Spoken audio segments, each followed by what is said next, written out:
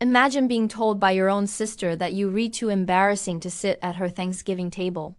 That's exactly what happened to me last November. My sister Madison wanted me hidden away from her prestigious lawyer friends. What she didn't know was that I held the power to end her career. 3 days before Thanksgiving, my phone buzzed while I was at my office reviewing contracts. I almost ignored it, but when I saw the name Madison, I sighed and answered. Olivia, about Thursday, she began, her voice tight with nerves. We need to talk about the dinner. What about it? I asked, already bracing myself. Well, some colleagues from the firm are coming. Important people, partners, maybe even Robert Harrison himself. She paused for effect, waiting for me to be impressed. I wasn't. So, about the dress code. I know how to dress for Thanksgiving, Madison. Yes, she rushed.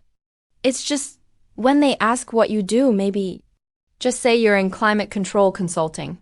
It sounds more professional. My stomach tightened. You mean instead of saying I'm an HVAC technician? It's not a lie, she insisted. You do consult on climate control systems, right? Buildings and such? Madison, I said flatly. I own a company. I know you have your little business, she interrupted, her voice laced with condescension. But these people handle billion-dollar mergers. Please, Olivia, I just need everything to go perfectly. I pinched the bridge of my nose, too tired to fight. Fine. Climate control consulting. Thank you. Oh, and wear that navy dress from Janet's wedding. It looked appropriate. When she hung up, I stared at the contracts on my desk. 5 new commercial buildings, all requiring VIE systems. My little business had just landed another $1 million quarter. But to Madison, I would always be the sister who chose trade school over law school. And I should have known then, something ugly was coming. Thanksgiving Day, noon sharp. I pulled up to Madison's colonial-style home in Westchester, 2 hours early like she asked. Her house was beautiful, polished hardwood floors, perfect floral arrangements, everything screaming young, successful lawyer. But to me, it always felt more like a stage than a home. You're wearing jeans, were her first words. I lifted the garment bag in my hand. I brought my dress. I'm here to help cook, remember? She glanced nervously toward the door. Right. Well, some people are coming early. Maybe change now. As I slipped into the guest bathroom to change, I heard her frantically adjusting table settings, flowers, even the family photos on the mantel. I emerged just in time to see her remove one, a picture of me at my trade school graduation. By 2 p.m., the lawyers started arriving. Madison's voice transformed, higher-pitched, more musical, almost theatrical. This is my sister, Olivia, she said to each guest, waving me off vaguely. She works in the technical sector? Like I was a Silicon Valley engineer instead of someone who designed HVAC systems. Then Robert Harrison walked in, tall, older, eyes sharp as knives. Madison almost tripped over herself greeting him. Robert, welcome, she chirped, then dragged him toward me. This is my sister Olivia. She works in technical fields. He studied me. Olivia Turner? Why does that name sound familiar? Madison's laugh was too bright, too fake. Oh, Olivia's common. Shall I get you a drink, Robert? But his eyes lingered on me. Turner Climate Solutions. Madison's face went pale. That's just a coincidence.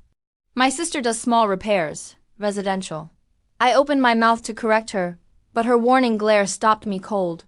And that's when I realized something was about to shatter. During cocktail hour, Madison stationed me at the far end of the room, away from her prestigious colleagues. But one associate, Derek, wandered over. So, technical sector? He asked politely. What kind of tech? Before I could speak, Madison swooped in. VAC systems, heating and cooling.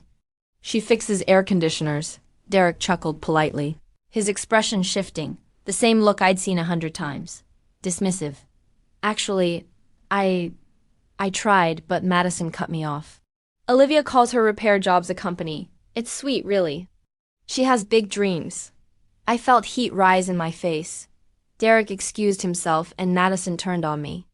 What are you doing? She hissed. Telling the truth. The truth doesn't matter tonight. You don't fit in, Olivia. These people are Harvard, Yale. You want to talk about ductwork. It's honest work. I said through gritted teeth. It's embarrassing, she snapped. Then softer. Just stay in the kitchen. I'll tell them you're not feeling well. I stared at her in disbelief. You want me to hide? You don't belong in that room, she said, her eyes cold. You know it, I know it. They know it. Her words cut deep. But what hurt most was the relief on her face, like she truly believed I'd give in. That's when Aunt Carol appeared. She'd been watching. She pulled me aside. How long are you going to let her do this to you? It's one dinner, I muttered. It's been 7 years of dinners, she countered. Your father would be heartbroken. She was right. Dad would be more than heartbroken about what was coming next. Because what Madison didn't know, what no one knew, was that I had kept a promise. 7 years ago, at Dad's deathbed, I swore to take care of her. I sold my car, drained my savings, and built an anonymous trust to fund her education. For 7 years, I worked 18-hour days, took dangerous jobs, and paid her tuition, her rent, her bar exam fees. And she wanted me to hide in the kitchen like I was the family shame. Dinner was served at 4 o'clock. Madison had arranged the seating strategically, herself at the center, me at the far end near the kitchen door. The table buzzed with talk of mergers and acquisitions, things I had no interest in. I ate quietly. Until Robert Harrison set down his wine glass. Miss Turner, he said, cutting through the chatter. Turner Climate Solutions. That's your company, isn't it? The room went silent. Madison's fork clattered to her plate. That's impossible, she snapped. Olivia runs a repair shop. Robert's gaze stayed locked on me. Your company bid on the Hartley project last month. We represent the Hartley Group. Yes, I said simply. That's my company. Madison shot up from her chair. Stop embarrassing yourself, Olivia. Pretending your little shop is a real business. Robert's eyebrows lifted. Madison, your sister's company had $40 million in revenue last year. Largest HVAC contractor in the state. The silence that followed was deafening. Madison's mouth opened, then closed. That's not possible, she whispered. Why not? I asked softly. Because I work with my hands? Because I didn't go to law school? Her cheeks flushed red. You're an embarrassment, she spat. Gasps rippled around the table. That's when I stood, calm, steady. You know what, Madison? You're right. I don't belong here. Not with someone ashamed of her own family. I reached into my bag, pulled out a manila envelope, and set it on the table. The Turner Climate Solutions logo was stamped across the front. What's that? She sneered. An invoice? No, I said. Something you should read very carefully. Before Madison could open it, I pulled out another envelope, cream-colored, embossed with a state of Daniel Turner. Her eyes flickered with curiosity despite her anger. Dad didn't leave anything. Not money, I said. Instructions. A promise. She tore it open and froze. The letterhead was clear. Whitman Family Trust Educational Fund. Administrator, Olivia Turner. Her voice cracked. What is this? Every tuition bill, every book, every rent deposit, I said. That was me. For 7 years. You're lying, she shouted.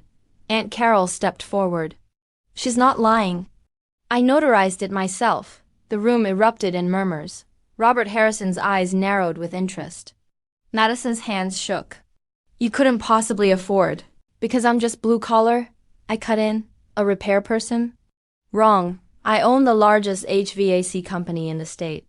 And I kept Dad's promise to take care of you. While you were ashamed of me, I turned to her colleagues. She spent 7 years living off my money while pretending I was a nobody. Gasps, whispers, phones coming out to Google me. I picked up the manila envelope again. Inside, you'll find another document. A contract termination notice. Robert Harrison frowned. Termination? Harrison and Associates has 30 days to find a new HVAC contractor. Our contract ends Monday. The room froze. Madison's eyes widened in horror. You can't do this! I can't, I said. And I am business is business, Madison. You taught me that tonight. The dining room erupted. Lawyers whispering, associates scrambling, Robert Harrison looking thunderstruck. Madison screamed, This is blackmail! No, I said coolly. This is consequence. I grabbed my coat and walked out, but not before tossing over my shoulder. 7 years, Madison. That's enough. Behind me, chaos. Madison begging, Robert trying to calm her, the rest murmuring like it was courtroom drama. Robert followed me to the door. Miss Turner, Olivia, please, let's talk. For what it's worth, your father would be proud, your sister. Less so. I handed him my business card. Call my office Monday. And with that, I left Madison to the ruins of her Thanksgiving dinner and her career. Monday morning, my CFO hand-delivered the termination notice to Harrison and Associates. By noon, their partners were in emergency session. Their entire building depended on my company, and winter had just started. Tuesday, Madison was reassigned from corporate law to document review. From the partner track to the basement. Wednesday, Columbia Law's finance office contacted her. Without my trust's final payment, she owed $50,000 immediately or risked losing her degree certification. Thursday, the story spread across the legal community. Madison Turner, the associate who humiliated her own sister, only to discover that sister was a millionaire CEO funding her life. She became a cautionary tale overnight. Friday, I got an email from Madison. 20 paragraphs of apologies, excuses, and pleas. I didn't answer. By the following week, Harrison and Associates had to shut down for 3 days during the FAA acquisition, millions lost, and Madison quietly pushed out. By Christmas, she was gone. Half the salary at a no-name firm in Queens, BMW returned. Luxury apartment gone. Designer wardrobe sold off piece by piece. Meanwhile, my business grew stronger than ever. 6 months after that Thanksgiving, Turner Climate Solutions had doubled in size. 300 employees. Featured in Business Weekly as the blue-collar CEO who built an empire. Robert Harrison himself referred new contracts my way. Madison, meanwhile, was barely scraping by. A studio apartment. Crushing debt. Long commutes to Queens. In May, she finally sent me a real apology. Long, thoughtful, broken. She admitted she'd been blinded by pride, that she was ashamed of how she treated me, and that therapy had opened her eyes. I don't expect forgiveness, she wrote. I just need you to know. You were my hero, and I threw that away. I read it 3 times. Then I wrote back, Madison, if you're serious about changing, prove it. Not to me, to yourself, work, pay your debts, earn your life. Maybe someday we can have coffee, but not today, because respect isn't handed out. It's earned, and Madison had a long way to go. That Thanksgiving changed everything. I learned that boundaries aren't cruel, they're necessary. That enabling disrespect only feeds it.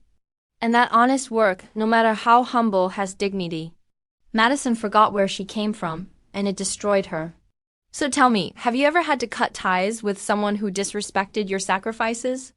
Share your story in the comments. And if this resonated with you, please like, subscribe, and hit the bell.